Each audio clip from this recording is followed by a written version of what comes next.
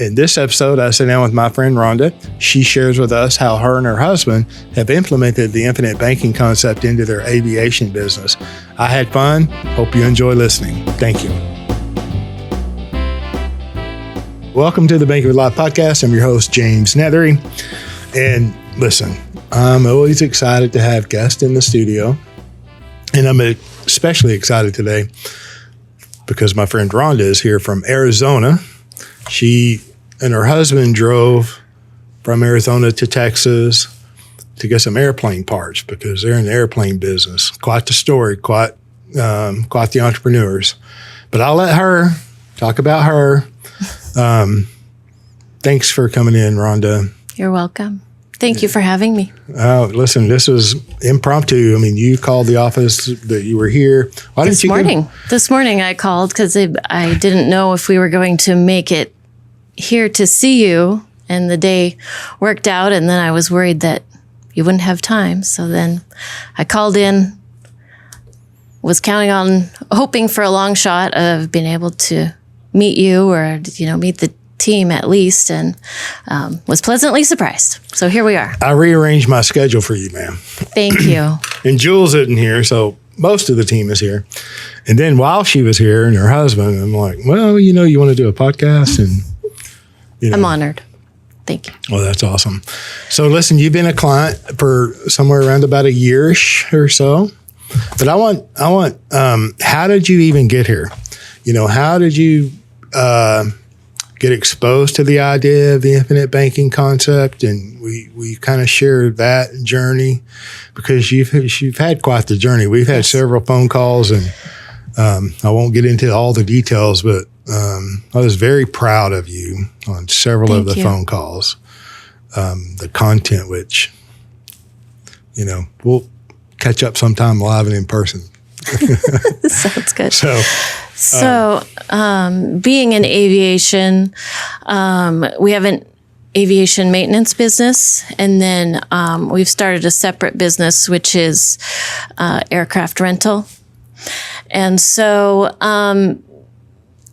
it requires a lot of capital. And so with trying to work with conventional banks, and I bet they're overly excited to lend aviators money. No, not very. We were new into the maintenance business, and they would say, you need to be in business 2 or 3 years, then come back and talk to us. So then, we would use whatever capital we could get our hands on, including just bootstrap, working hard, doing with what we could, and then using our credit cards as a backup. Well, then you rent up your credit cards. And then when you go back in 2 years and you say, we've been doing it on our own, we've been making profits. Oh, you've been in business 2 years, but now your credit balances are too high in relation to your credit limits. So your credit score is too low. Come back and talk to us again in 2 years. Oh, I'm sorry, we don't do lines of credit. I'm sorry, we don't do that. Oh, but we'll give you a credit card with a low balance. You can't buy an aircraft wing for $500 if you're going to give me a $500 credit card. Look, let me say, there's an airplane wing strapped on their top of their truck out in the square downtown Alvarado. It's true. And we drove around Alvarado for about 2 hours, so I'm sure everyone in Alvarado saw it. You can't drive around here for 2 hours. Well, we hit some places twice. We went to Dairy Queen and Massey's Barbecue. That was worth coming all the way here for as well. Shout out to Massey's. I'm going to have to charge them for free advertising. But anyway, so we were starting to make progress with getting some credit started with conventional banking. And then we started the aircraft rental business. It's called Freedom of Flight. And then it started all over again because we can't get credit on the old business, of course. And so I was so frustrated with trying to be responsible and start these businesses with my husband.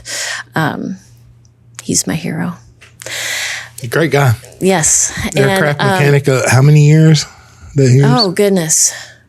35 years, 40 years. So these relationships with the bankers or the non-relationship with the bankers have been going on for some time?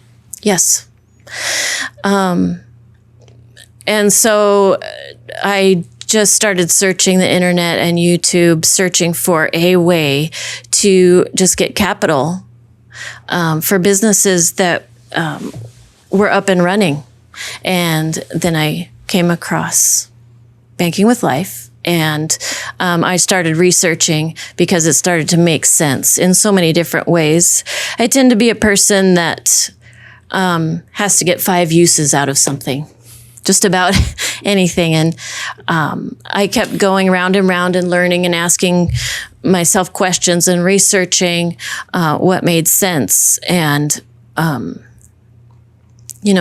family's so important. And to be able to provide that security for my family in the event of my death, that's huge.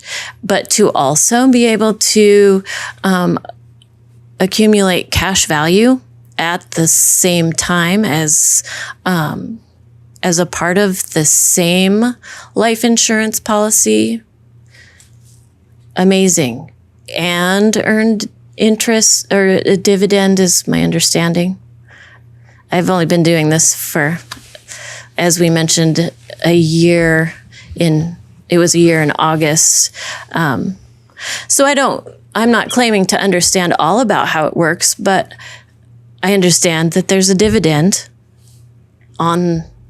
associated with the cash value, plus the death benefit for my family, plus being able to take the loans out that don't show on my credit report to run my businesses, plural, whichever business needs it, no matter how long it's been open. And every business needs capital. Yes. Every business. That's pretty cool. So keep going. I don't mean to interrupt you, but. And I'm beginning to understand, in my mind, conceptually, how cheap money is as a word. It's capital and controlling the capital. I love that.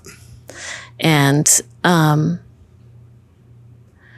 maintaining our vision and moving forward cross-generationally, to have all of that come together in whatever you want to call it, your own bank, life insurance, whole life insurance policy, conceptually, so far, I'm convinced that it's what's right for me and my family. How long, when you were searching for, some type of banking for businesses, how long did you discovered or stumbled onto the idea of becoming your own banker, Banking with Life, how long did you listen and kind of research and read about that before you made a decision to, I'm going to put this into action and actually, reach out and say, I want to buy a life insurance policy to become my own banker?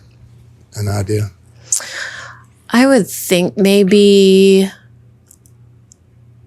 a month of just casually listening to your podcast and others. That's pretty quick. 30 days. I became somewhat obsessed. And 30 long days. So maybe it was 2 to 2.5 months before I gave you a call, I would say. Okay. It's kind of hard. I don't know. I haven't looked back at that time frame. I just remember coming across your podcast and thinking, oh my goodness, this is it. It's not tied to my credit score. It doesn't matter if I've been in business 6 months, 2 years, 70 years. If I have the cash value, I am able to take that as a loan and still use that money in my businesses to produce cash flow, and it's gaining a dividend at the same time.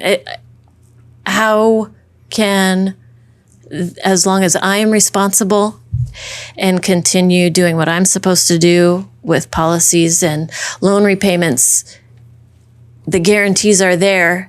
How can that even be possible in today's world? And so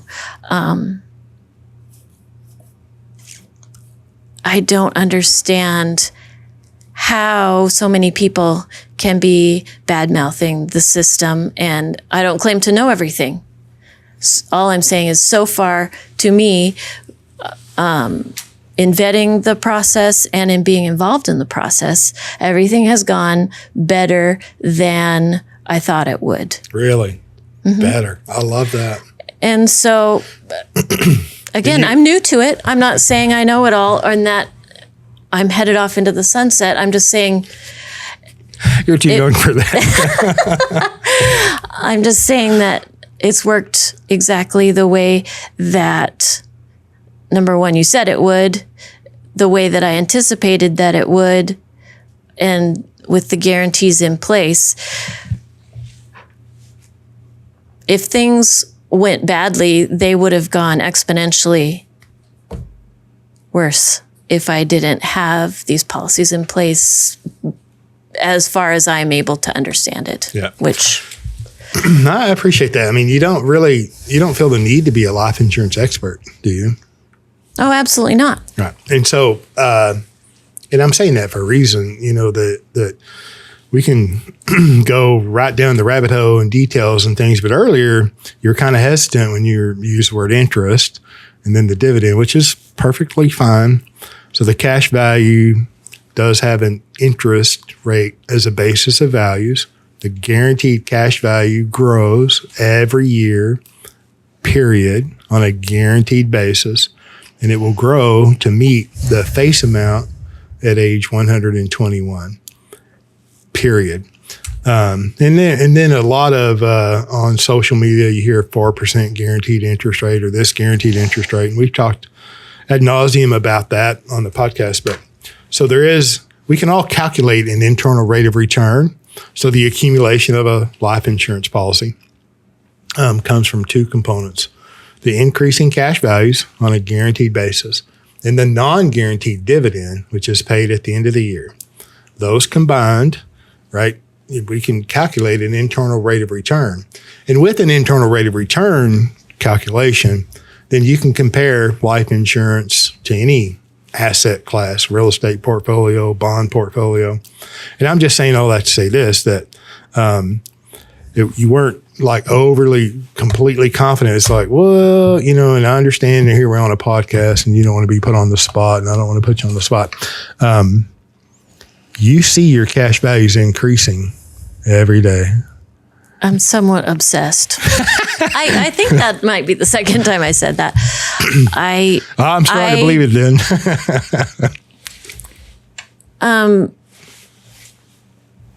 I do the books for our businesses. I'm not an accountant, but I do the bookkeeping.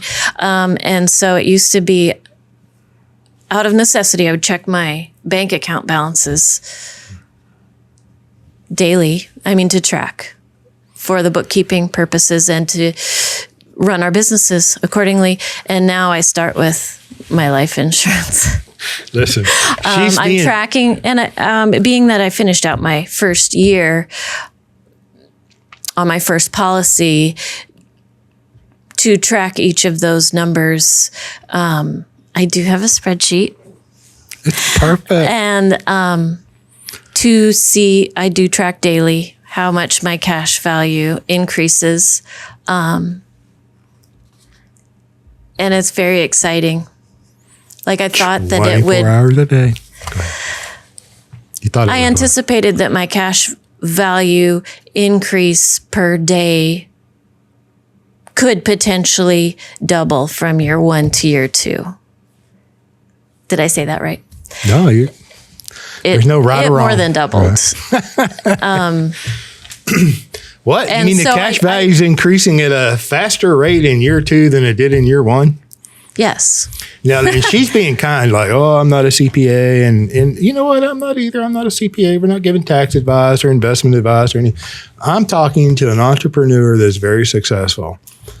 2 businesses that she mentioned, the airplane rental business, just that in and of itself has got to be exciting. And I'm not even a pilot. That's cool. I'm not a pilot, and I'm excited about it. You don't ever take the controls while you're up there flying with your husband. Never mind. Never mind. Don't answer that. Okay. And everyone else is thankful that I don't. All right. And then the aircraft maintenance business. Mm-hmm. And then there's a third business that there. And so my point here is she's like, well, I don't this and I don't that, but she runs a spreadsheet and she knows how to read a spreadsheet. She knows how to read a financial statement. She knows how to read cash flow statements. So there's a little bit of a learning curve that we all go through when it comes to the accounting of life insurance because, really, when's the last time you got up and wanted to learn how a life insurance company does an accounting on a single life insurance policy? Right. I'm interested. Yeah. Okay. Well, we had a few conversations. It was like, well, what's going on here and what's going on there? And it's just kind of a learning curve. But, once you see and understand and then experience it, you didn't die, did you? I mean, no. Right. Has it been worth it? So much more than worth it. And just conceptually opening my mind to a completely different way of thinking about capital and I don't know how best to move forward in life and have that power, that knowledge, and that money is just not going to fulfill anything or get me where I want to go, but to invest in myself, in ourselves as a family, move forward with capital as opposed to the concept of just money. I love that.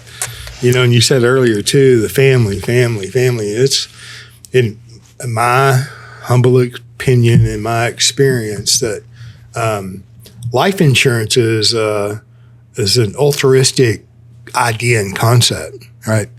And I'm not saying that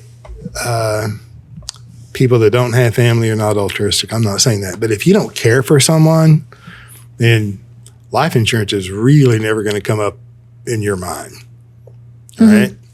And then even though we're solving for capital, right, cash accumulation, cash values, the face amount is still important to you, right? And so this idea in the infinite banking world that you have to diminish the death benefit to nothing is hogwash. It's hogwash. I'm not saying that we go and try to get the biggest, largest death benefit for the premium dollar possible, but we should all be properly insured.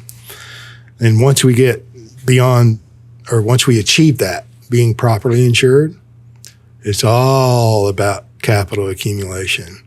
And it's all about family, right? And so I'm going to say this, and you can edit it out if you like, but we're into it a little over a year. You said August, right? So what is that? About a year, almost a year and a half, right? You actually have 3 policies. Yes. Got one early on, and then it was soon after that. You're like, James, I really want to do this again. And I'm like, and I'm okay with that. I'm just conservative, and I'd rather start small too small as opposed to starting too big. And we went through everything, and you were solid, and I'm like, okay, let's go, Then 3rd policy on other generations. So, good job. Good job. Well, I'm humbled by that. Thank you very much. But of course, it's my whole family, us working together, my husband and I working together. Again, for me, it's getting the concept more than whatever dollars. It's more solving to that, to creating our bank to get done what we need to do and properly cover our family with, the death benefit and the cash values. That's what I meant. Can I ask about how many planes? And I don't want to ask about anything that, has this helped you with acquisition of planes, or? It's made it possible in a multitude of different ways. If we need the cash value for a plane acquisition, then it's there for that. If, as you mentioned, the wing, if we need a wing for either the maintenance business, or we don't know which one it's going to be, take the cash out. It's in our hands to divert whichever way it needs to go. Mm-hmm. And it might need to potentially go into a premium payment. Have you talked to any? Oh, go ahead. But as a concept, I know that it will be reinvested in some area that will start that cash flow over again and throw off more cash to reinvest. And I don't want to repeat myself, but just it continues, and it's recycling my own capital over and over again, and it gets a use each time. And velocity. I know that I've seen on some of your original podcasts that really spoke to me, the stair step, the up, some of the old ones, right? Yeah. You make capital or money, I guess it would be money, and then you spend it. Mm-hmm. Up, spend it, and even worse, go into debt, get out of debt. And to just in the short amount of time that we have been involved in this process, you can feel it. Like that stair step of making money, investing it, and the curve goes up so that the base foundation is increasing. Hopefully. I mean, so far. It is, and it's not going to change. And my youngest turned 18. So as a family, collectively, we're entering a different phase. And for me, it's less terrifying if one area of our careers collapses for whatever reason, the economy, our fault, whatever. I feel less vulnerable because we have a foundation that's growing.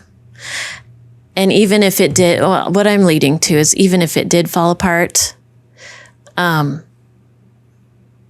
feel like the base foundation is a little more cushion to just start again.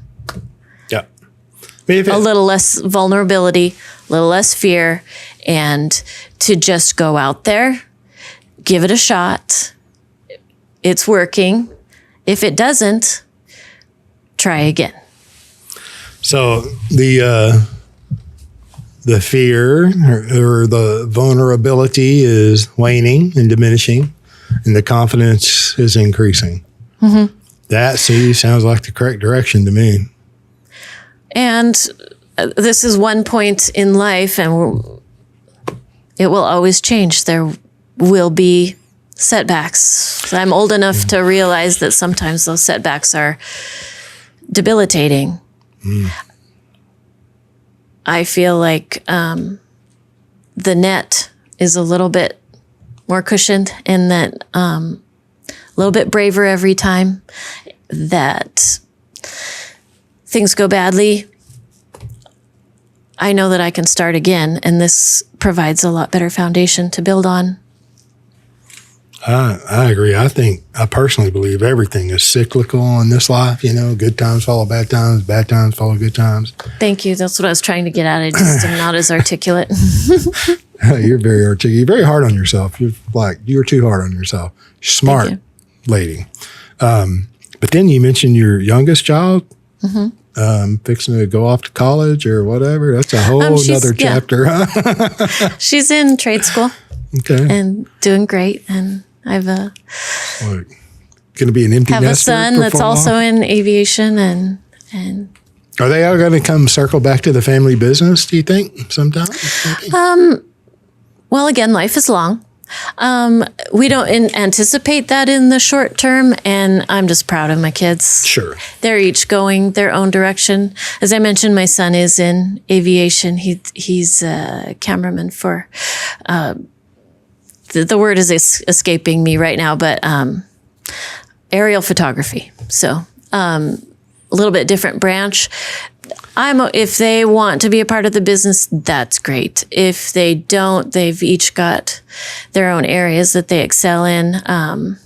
My daughter works in the business in different ways, but I'm proud of them all and have a 1-year-old grandbaby. So a wonderful son-in-law.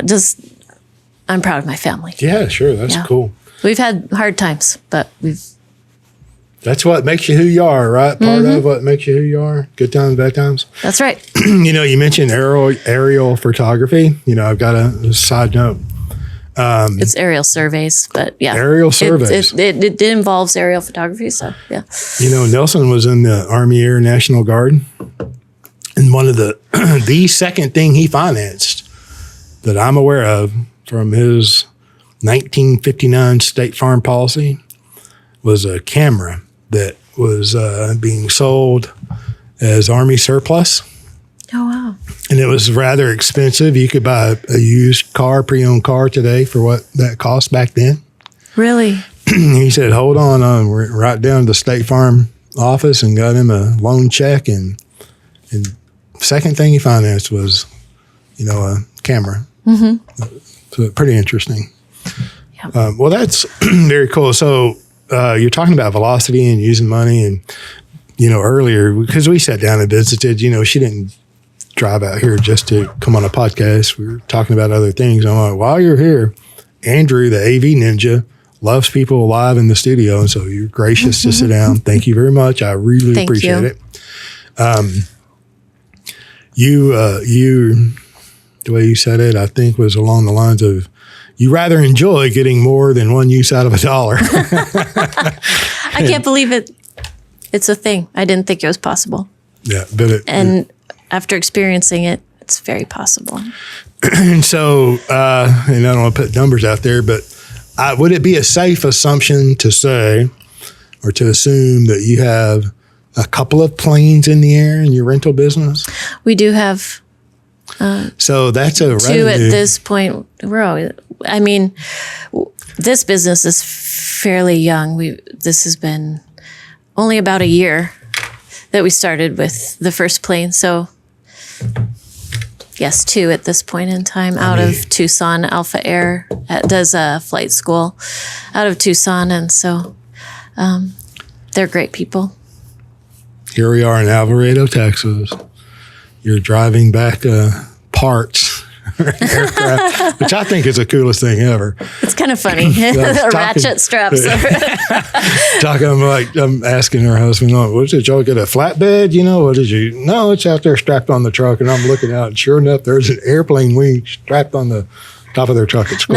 Not only that, but the ratchet straps, we didn't want it to scratch the wing. So my husband borrowed one of my sweaters to put it between the ratchet strap and the wing so we didn't scratch it. So if you see a truck driving between Alvarado, Texas and Tucson with a sweater flapping in the breeze under a wing, you'll know that's me. Just saying, you're here getting parts for the one business, and the other business you're generating revenues as we speak. And then I don't know a lot about the third business, but does it generate revenues?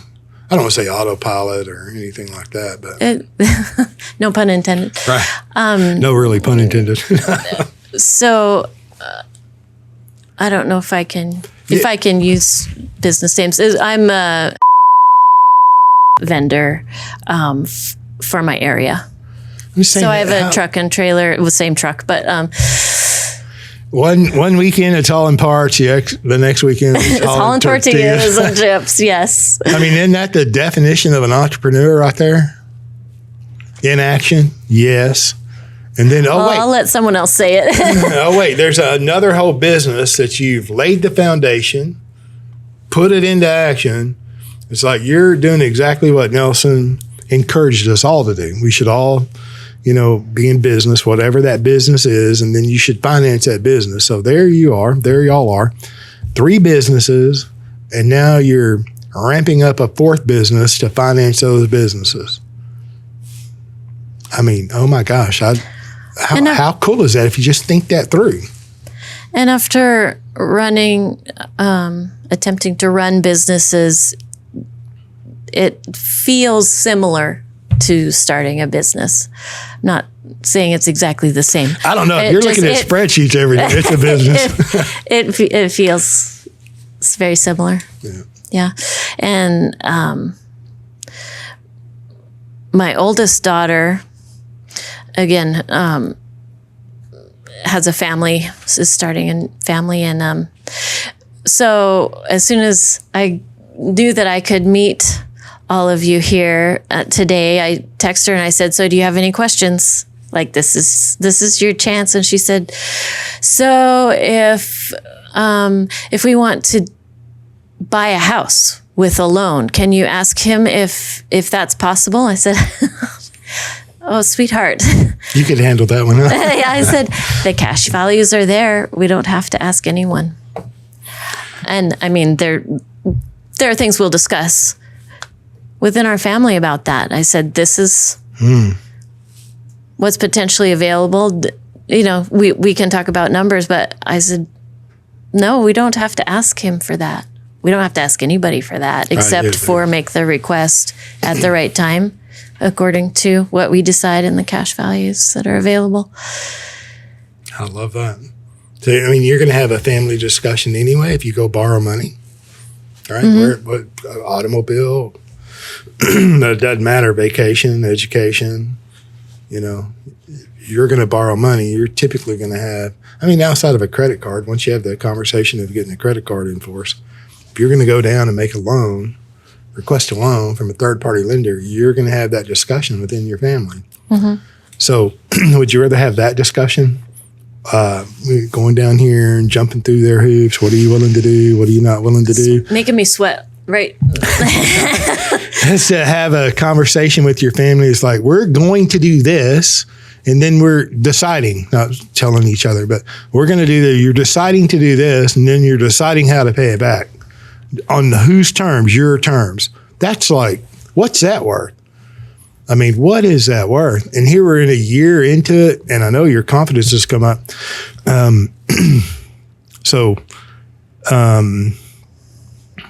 Is there, I'm interested in hearing what you've already said it was better than you thought, kind of, and you're looking at it. Looking back, is there anything that you would have done different over this last year and a half? Wow, good. I would have to think about that one.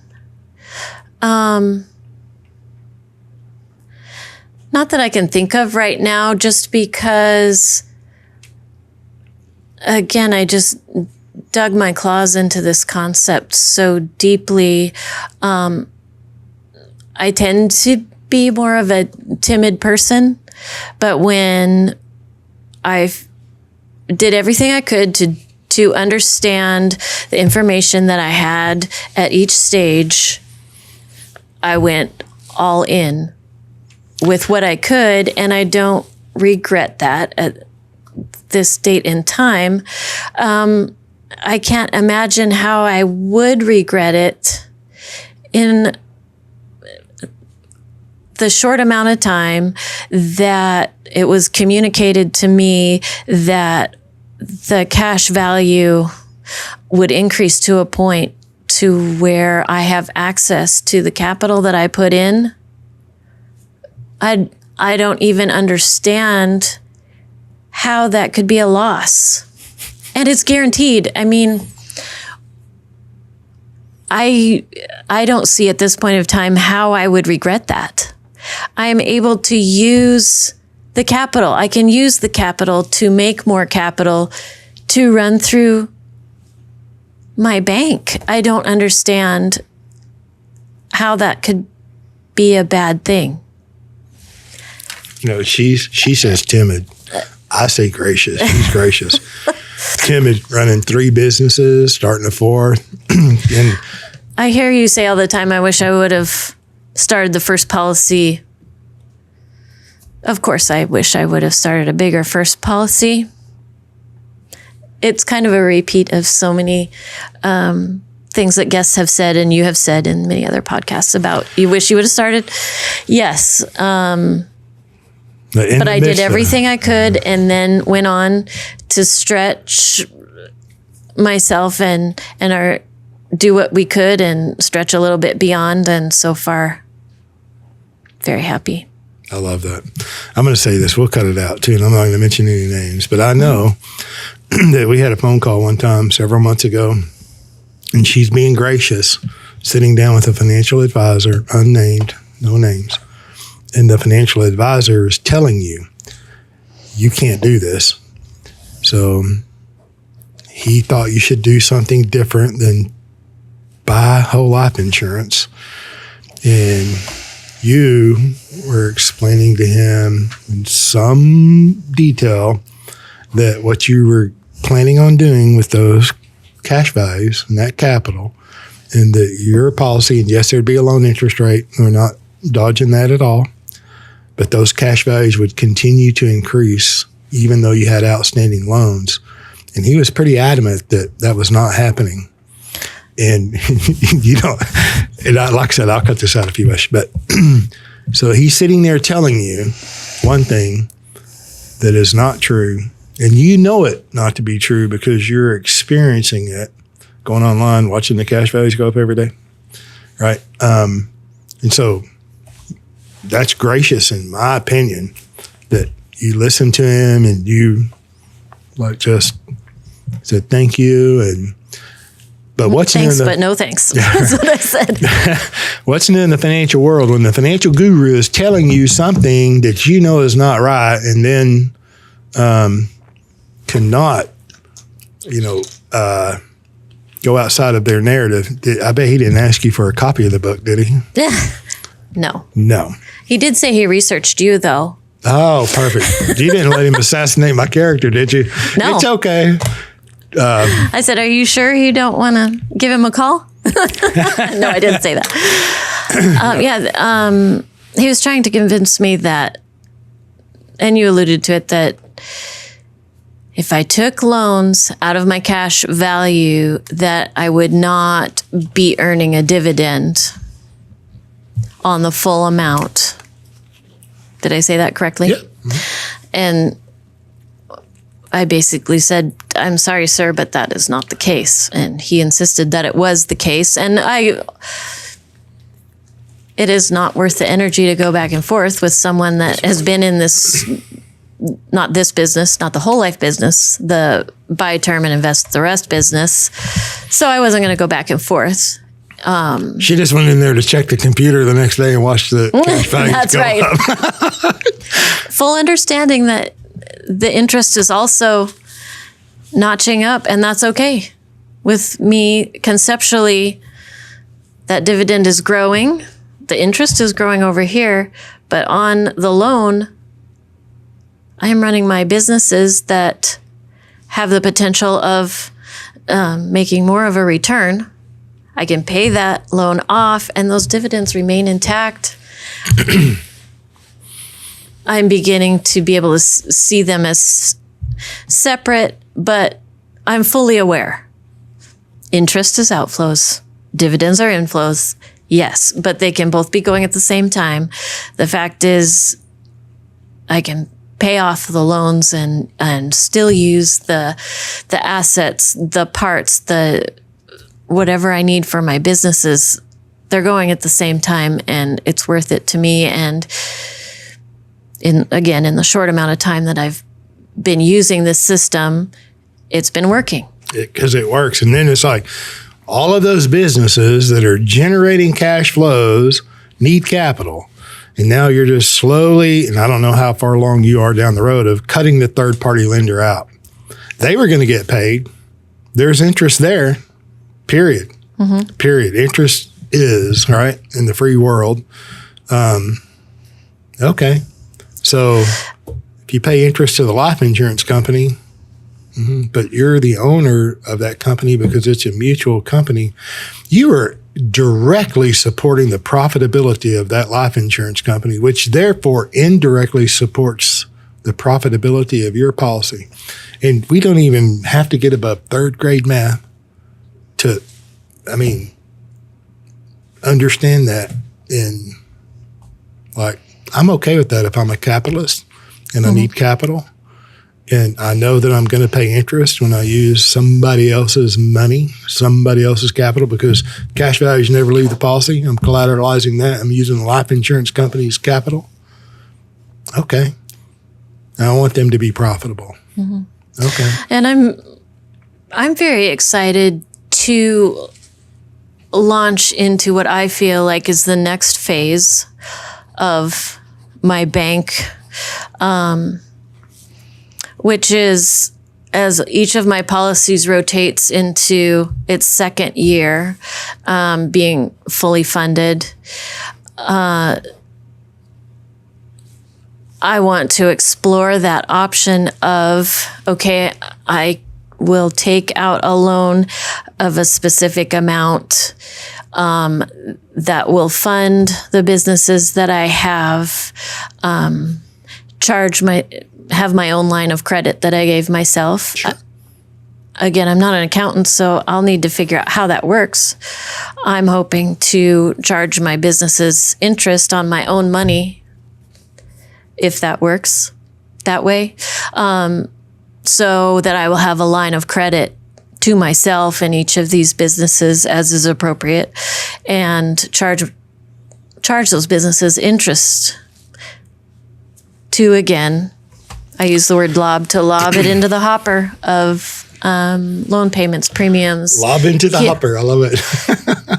That's cool. And keep it going that way. So as I mentioned, it's exploring, and I'm hoping and learning and see if that is a viable process. And because going from first year to second year is very exciting, because certain things just double.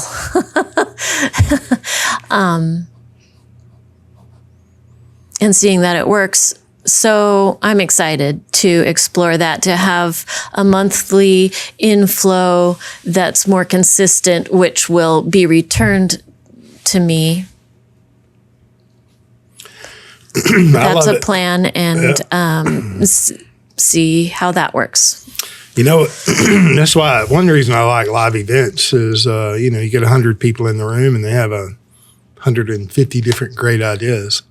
And the way you practice is different than the way I practice, is different than the way other people practice. We're all doing different things. And I'm not giving tax advice or investment advice. I'm talking with my friend. If I have a corporation, and I do, and I go to the bank and ask for a line of credit, which I have, they're going to dictate to me those terms, right? And I have to have in my corporate minutes that, that arrangement, that ability. And so my wife and I could lend or extend a line of credit to a corporation that we own, go in the corporate minutes and document it. And it's legitimate above board. We're not avoiding taxes. We're not doing anything other than capitalizing a business. And so can that be done? Yes, it can be done. And two, when you have three businesses, one business may have a greater need for capital than the other, right? Mm-hmm. They could all have a capital crunch at the same time. You can't always control those things, but the more capital you have access to, the more control you do have. No question about that.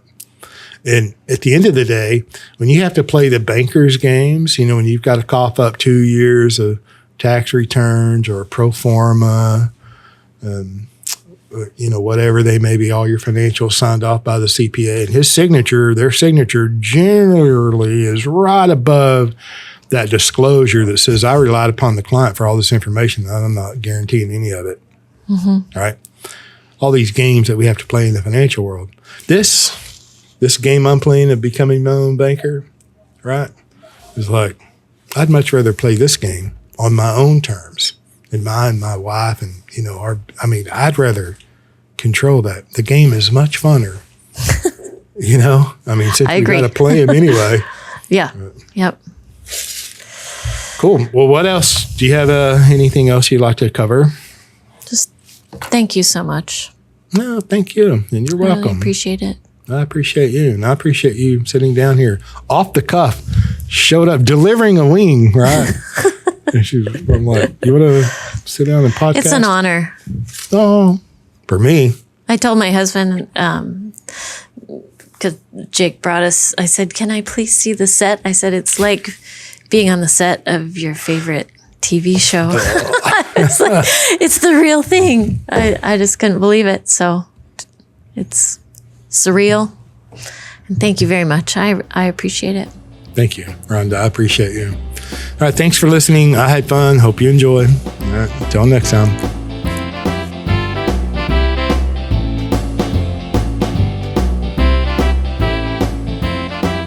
Thank you for joining us on the Banking with Life podcast. If you're watching on YouTube, make sure to like and subscribe and click on that little notification bell. Otherwise, join us on Apple Podcasts and Stitcher for weekly content.